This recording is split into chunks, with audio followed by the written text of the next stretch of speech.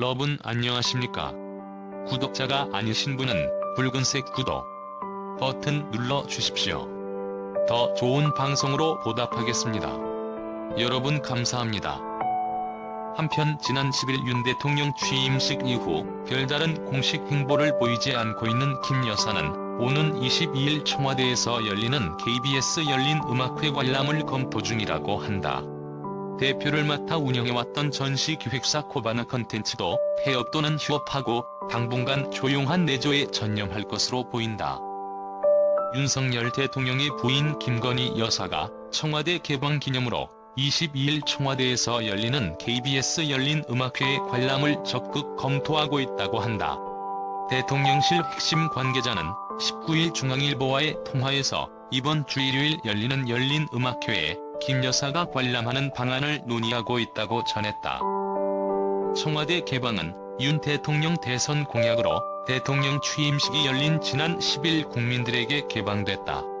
이를 기념해 문화체육관광부 주관으로 22일 청와대 본관 앞 대정원에서 열린 음악회가 열리는데 이곳에 김 여사가 참석할 가능성이 크다는 것이다.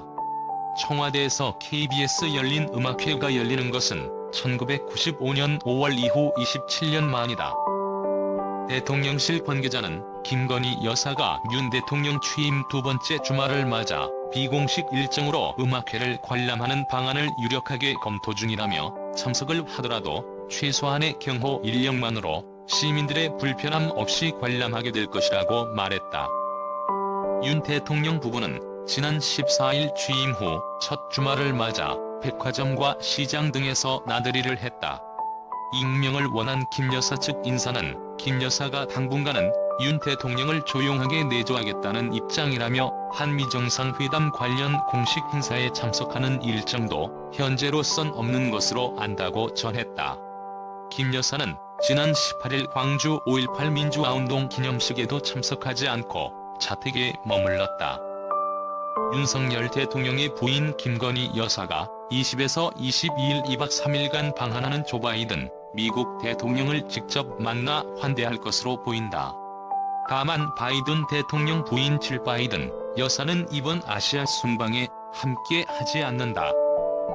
20일 김 여사 측 관계자는 김 여사가 바이든 대통령에게 잠시 인사할 것으로 안다고 연합뉴스에 밝혔다. 윤 대통령에 대한 내조 차원에서 미국 정상을 함께 맞이하는 것이다.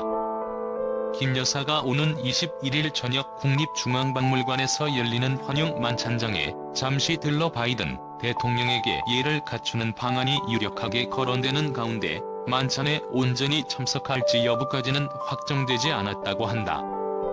외국 정상이 배우자와 함께 방한하면 일반적으로 한국 대통령 배우자와의 환담 등 별도 친교 일정이 준비된다. 하지만 이번에는 바이든 여사가 동행하지 않기 때문에 카운터파트격인 김 여사가 함께 할 수 있는 범위도 상당히 제한적이다. 대통령실 관계자는 외교는 상호주의가 원칙인 만큼 바이든 여사가 없는 상황에서 김 여사가 동행하는 게 관례상 맞지 않을 수 있다고 말했다. 영상 끝까지 시청해주시고 소중한 시간 내주셔서 진심으로 감사드립니다. 좋아요와 구독 부탁드립니다. 감사합니다. 그렇다면 질 바이든 여사는 왜 바이든 대통령의 이번 해외 순방에 동행하지 않을까?